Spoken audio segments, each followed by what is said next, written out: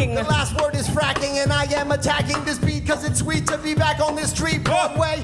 Ever since I was a little kid, this was my only dream, the only shit I ever wanted to did. Ooh, Freestyle Love Supreme. It's the original hip-hop musical. That phenomena is coming to Boston very soon. The cast is a group of talented, quick, and clever performers who put on a very unique show each time they step out on stage. And joining me now are Jay Ellis and Anissa Folds from Freestyle Love Supreme. Jay, hi, how you doing? Anissa? Great. Thank you so much for having us. Glad to be here. Good afternoon. Jay, what makes this show different from most any other that we've seen?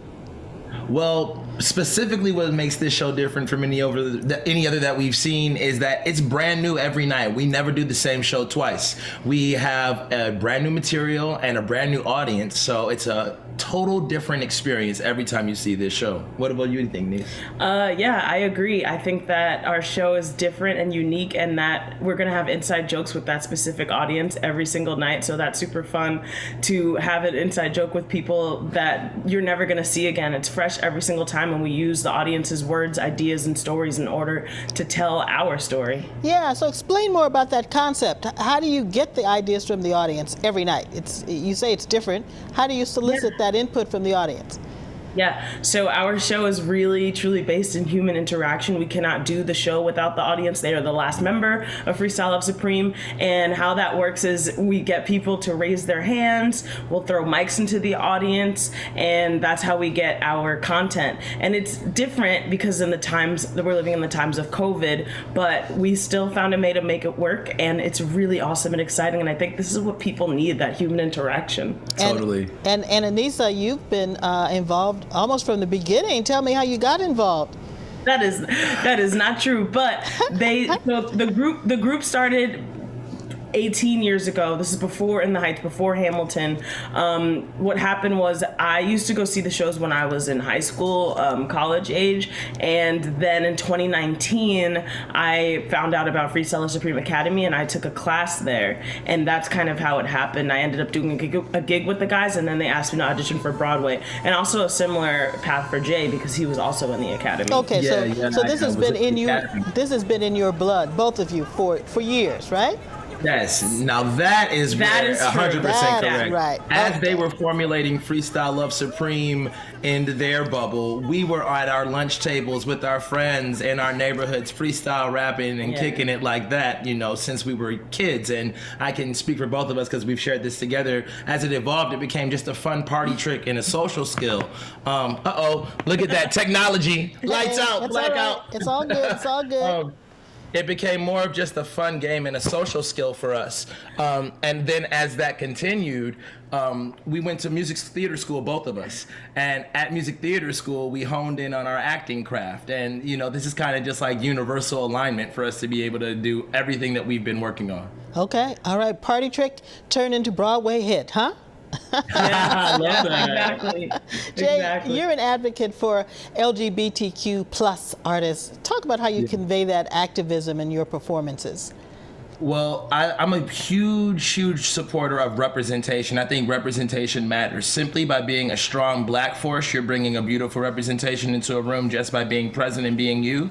And I believe by being a strong LGBTQ gay queer man, when I walk into a space, I bring that experience with me. I never shy away from my truths, whether they're hard, universal, or specific. And I always make sure that I'm looking out for those voices that I wish I would have heard when I was coming up in the game. Hip-hop has had some historic misogynoir against women, if you will, or personal advocacy to break that down and empower the feminine and empower every aspect of that diversity, which is a huge contributor to hip-hop from the very beginning. Amen. I see you nodding, Anissa, in agreement with that. Yes, absolutely. I think it's super important. I believe that in doing the show in the theater world, it's a lot of predominantly white spaces, and to bring people into this show and letting them know that something like this exists and that we can use hip hop in a way to uplift people, and we can use hip hop in a way to connect and just bring joy. I think it's super important, and I'm always doing the show for the little black girl in the audience that needs to see herself. Jay, talk about how this compares to some of the other projects that you've been involved in. Oh, wow. I mean, this is truly a horse of a different color. I come from traditional music theater by training, so a lot of the things I've worked on are like Les Miserables, Passing Strange, Big Sings, a lot of things like that. And that is also our show. You know, sometimes we'll be doing a part of our show where we give an audience member a second chance, and we go straight from, you know, Notorious B.I.G., hard Brooklyn, Queens bars to, you know, full out Wicked, and we're just all belting on stage in harmony. So it's truly a conglomerate. To compare, they say it's like comparing apples and oranges, but, you know, it's all fruit. So I think everything is fair game, and we all have it in our produce basket. Yeah, it's also different because we don't have to learn lines. So I don't know if I ever want to memorize a script again, but I mean, I will in the future. But you can't be on autopilot in this show. You have to be present the entire time. So I think that's what's different, and it's freeing and therapeutic in a way because of that. But Chanda, if you're out there listening, we can still memorize lines very well. Okay, so it's a different kind of energy, and as you said, Anissa, you have to be on top of things, you know, every night. But I know that the show was dark. Everything was dark for 2 years because of the pandemic. So how did you stay sharp during this time period? Yeah, we did a lot of work with the Freestyle Love Supreme Academy that happened to go virtual, which was a blessing in disguise because, I mean, at first I was very skeptic to be doing freestyling on Zoom and teaching on Zoom, but it ended up working out, and we have now gone global, and we have students in India and Sweden and just all over the place, which is really awesome. I don't think that would have happened if we didn't go virtual. So now it's opened up to the world, and we're able to just take this all over and letting people know that their voice is important, their voice matters.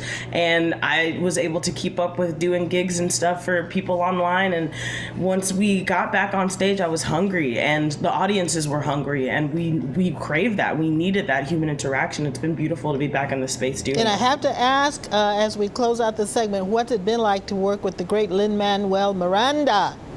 Oh, man. It's been great, yeah. It's great. It's a dream come true. I shared the same dressing room space with Lin, and looking at my face in that mirror with his name above it, it's like, wow, just total affirmation of all the amazing things that brown and black folks contribute to our country and to this art form specifically. And I was so excited. I could hear my mom saying, "You're sitting right underneath Lin-Manuel's Miranda's." And so it's just so exciting. He's the best human. It's been amazing. I like what your grandma said. That's cute, Jay. So, Anissa and Jay, we are looking forward to seeing you in Boston on stage to Freestyle Love Supreme. We want to let our audience know that tickets are available to Freestyle Love Supreme at the Emerson Colonial Theater, March 18th through April 2nd.